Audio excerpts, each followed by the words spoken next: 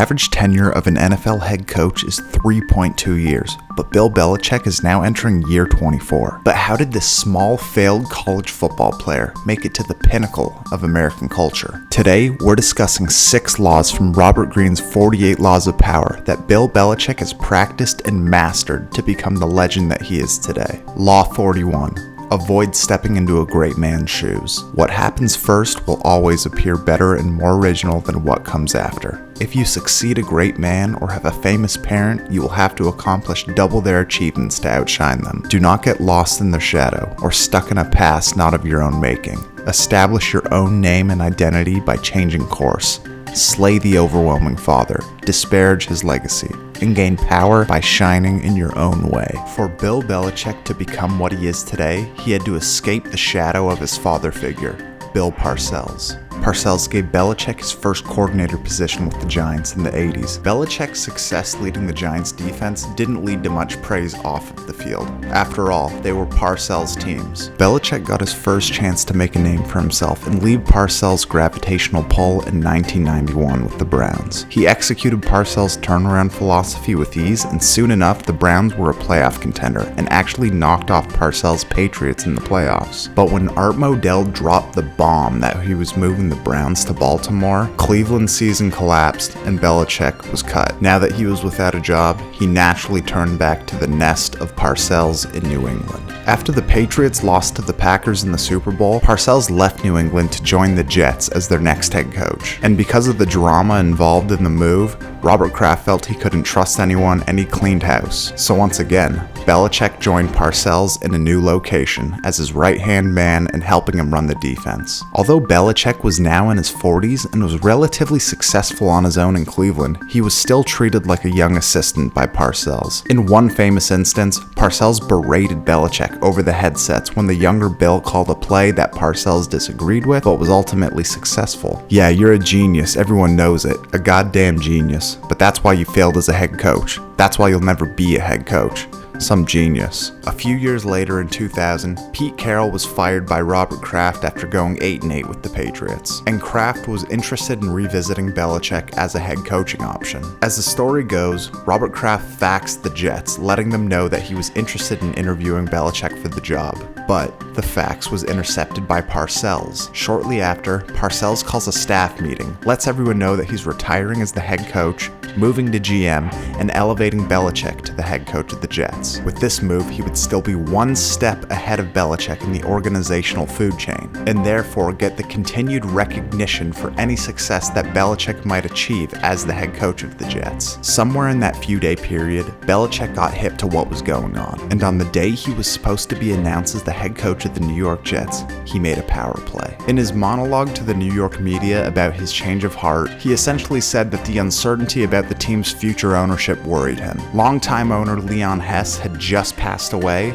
but considering that Belichick and Parcells' relationship went awry for years after this moment, it's fair to assume that Belichick knew what Parcells tried to pull, and Parcells knew that Belichick knew. Regarding this law, Robert Greene writes, "The past prevents the young hero from creating his own world. He must do as his father did, even after the father is dead and powerless." Belichick couldn't step into Parcells' shoes. He'd accomplished too much, and was too big of a personality for the diminutive Belichick to outshine. Even if Parcells wasn't on the field coaching, the media would have questioned if it was Belichick's coaching ability or Parcells' philosophy in team building that was responsible for the success that was being had. Instead, Belichick created a blank canvas for himself, able to achieve new heights and subvert the future comparison that he would have had to deal with day in and day out. Only after the father figure has been properly done away with will you have the necessary space to create and establish a new order. Law 15.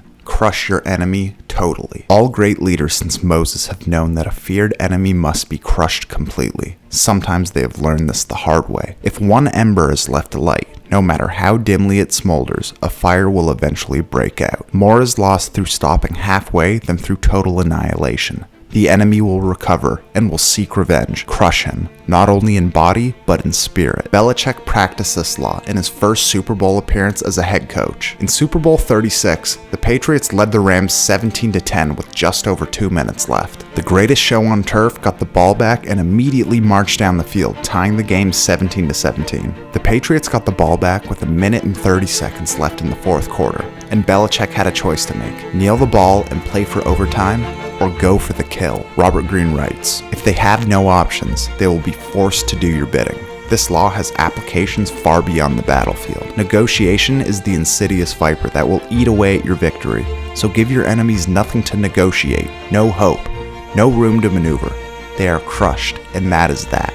John Madden, who'd won a Super Bowl of his own, and to this day is considered one of the greatest football coaches of all time, was adamant that the Patriots shouldn't try and march the field. That the Patriots, with this field position, you have to just run the clock out. You have to play for overtime now. But Belichick felt the momentum building on the Rams side. But if he played it safe and played for overtime, the game would likely be decided by the flip of a coin. Kurt Warner and the Rams were that glowing ember that was slowly heating up and spreading. He knew he couldn't show any form of mercy. If he did, and he lost, he would remain in the shadow of Parcells. Unable to win the big one without his father figure holding his hand and making all of the big decisions, Belichick chose to crush the enemy completely, and in the process subsequently birthed the NFL's greatest dynasty and the legend of Tom Brady. Those who seek to achieve things should show no mercy.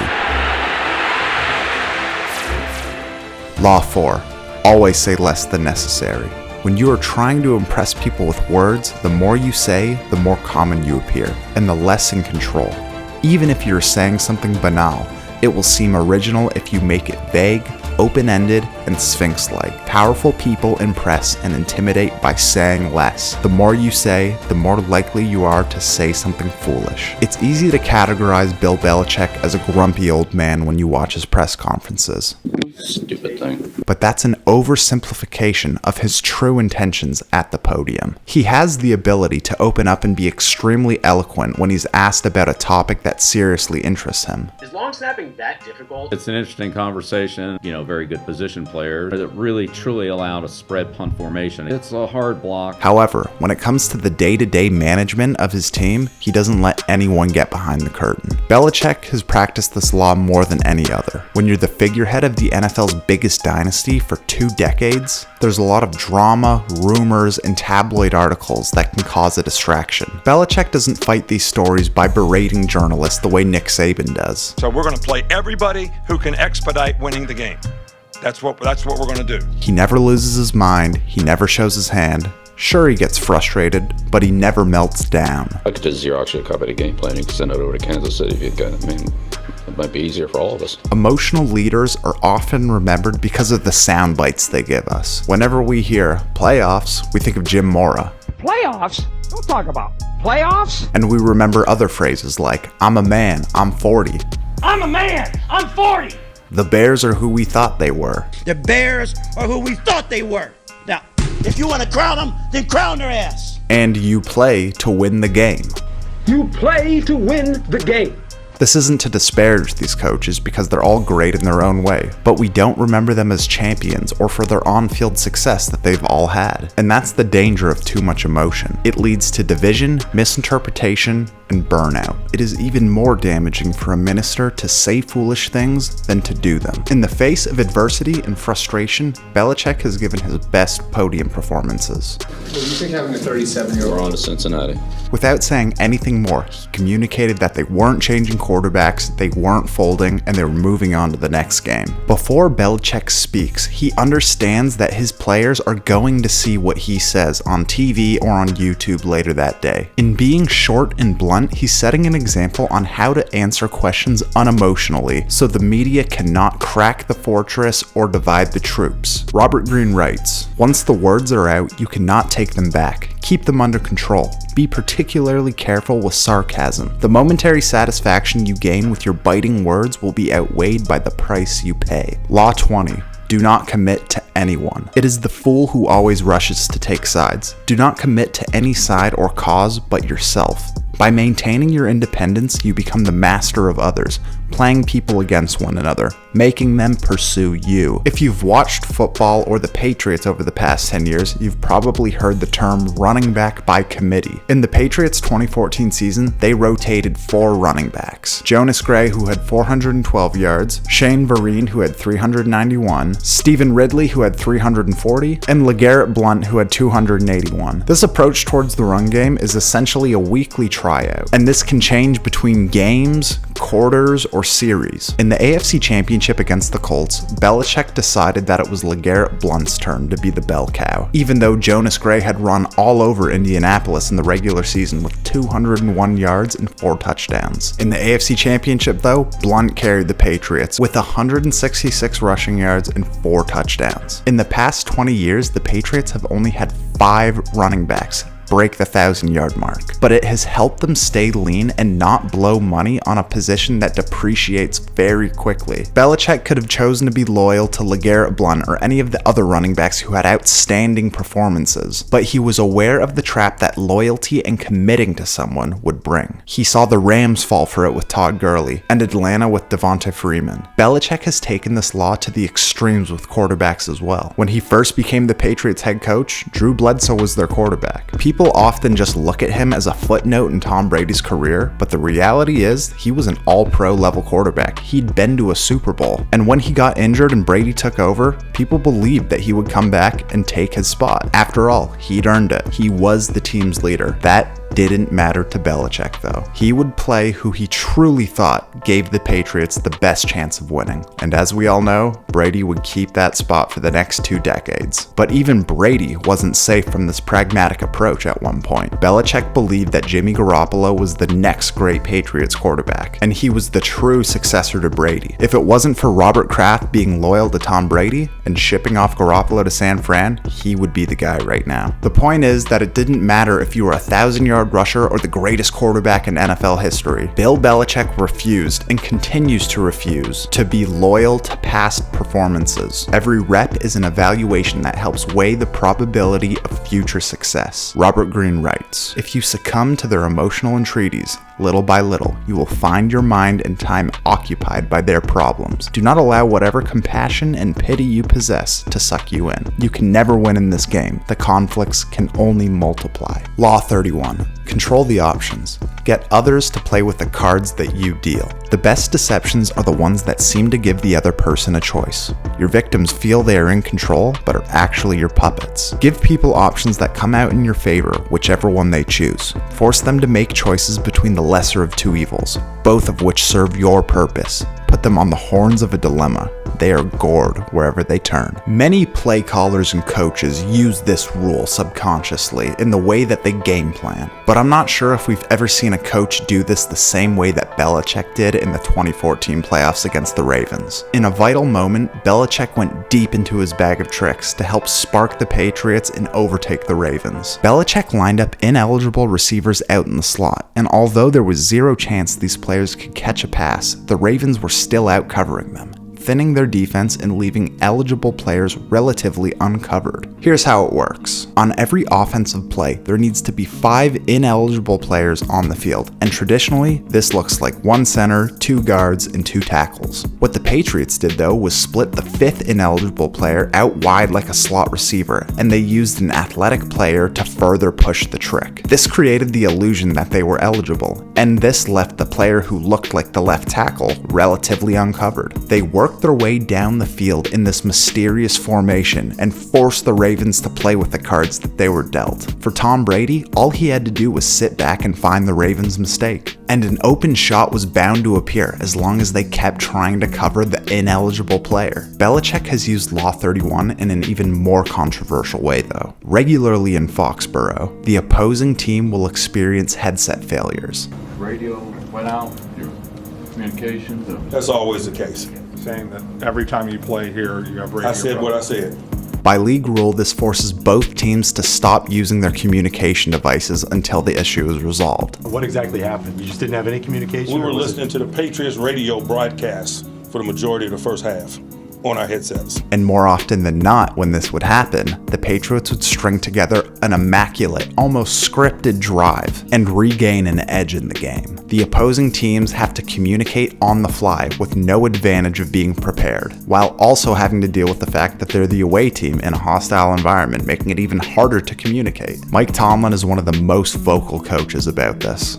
But that's a very serious thing that you're indicating, that they're always... I'm not indicating nothing. I'm telling you what happened. Belichick forces his opponents to play by a new set of rules, and is prepared with a set of calls that helps his team recapture the momentum in the game. Robert Greene writes, "The key to this move is to strike quickly, deny the victim the time to think of an escape. Law 29, plan all the way to the end. The ending is everything. Plan all the way to it, taking into account all the possible consequences, obstacles, and twists of fortune that might reverse your hard work and give the glory to others. By planning all the way to the end, you will not be overwhelmed by circumstances and you will know when to stop. Gently guide fortune and help determine the future by thinking far ahead. Because players and coaches are on TV and make millions of dollars, we all assume that they're consummate professionals. However, we know this isn't true. Look at Urban Meyer. Look at Freddie Kitchens in Cleveland. Look at Ron Rivera just last season when he didn't even realize that his team was knocked out of the playoffs. If you guys are eliminated today by what happens at 4 o'clock, is Sam Howell in consideration? We can be eliminated?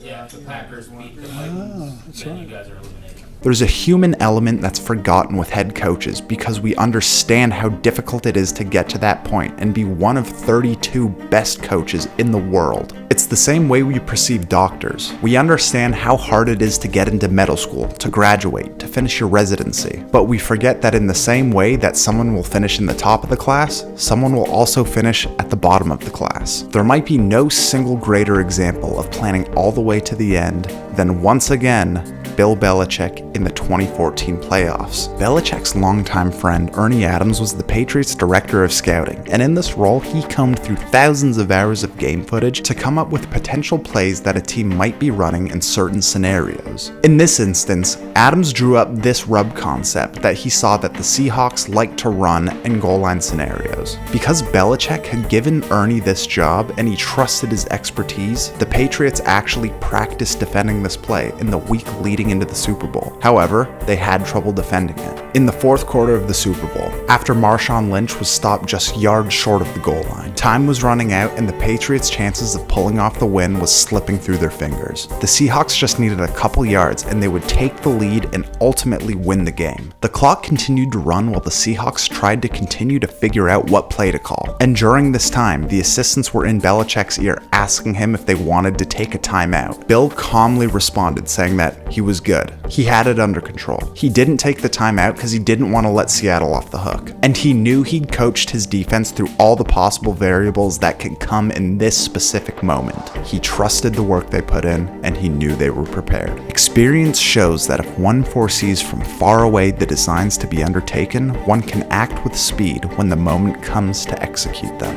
Belichick fulfilled this law completely, literally winning the Super Bowl by preparing his team to be ready to react without having to hesitate on the last play in the biggest game of the season. Malcolm Butler's performance on this play was unbelievable, but if Ernie Adams hadn't included it in the scouting script, and if Belichick hadn't had the foresight to trust and place a guy like Ernie Adams in that position, there's a good chance that Seattle scores on that play and the Patriots Super Bowl drought continues. Robert Greene writes, "Most men are ruled by the heart, not the head. Their plans are vague, and when they meet obstacles, they improvise. But improvisation will only get you as far as the next crisis, and is never a substitute for thinking several steps ahead and planning to the end." It's extremely easy to look at Bill Belichick after Brady left and won a Super Bowl in Tampa Bay and say, it was Brady, he's the reason for all the rings. But we can see from that specific moment in 2014 that Belichick's foresight, attention to detail, and preparation of his team